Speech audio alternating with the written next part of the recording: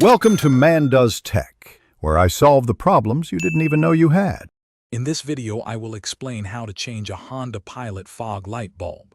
This is a straightforward task that you can easily do yourself. First, let's gather our tools. You will need a flat blade screwdriver or a trim removal tool, a 10mm socket with a ratchet, a Phillips head screwdriver, and of course, your new H11 fog light bulb. Having these items ready will make the process smooth and efficient. Now, let's get to the bulb. To create enough working space, turn your steering wheel all the way to the opposite side of the fog light you are replacing. Next, locate the plastic clips and any Phillips head screws holding the wheel well liner in place. Carefully remove these fasteners using your trim tool or screwdriver. Once the fasteners are out, gently pull back the fender liner to reveal the fog light assembly behind the bumper. With the fog light assembly exposed, you can now access the bulb.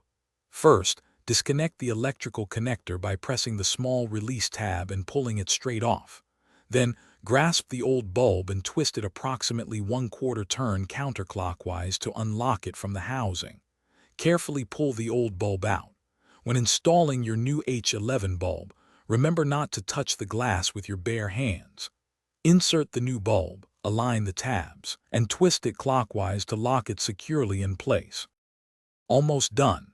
Reconnect the electrical harness to your newly installed fog light bulb, ensuring it clicks firmly into place. Now, carefully push the wheel well liner back into its original position, aligning all the holes. Reinstall all the plastic clips and screws you removed earlier, making sure everything is secure. Finally, turn on your vehicle and test the new fog light to confirm it illuminates properly. You've successfully replaced your Honda Pilot fog light bulb. Thanks for watching. If you found this helpful, don't forget to like and subscribe.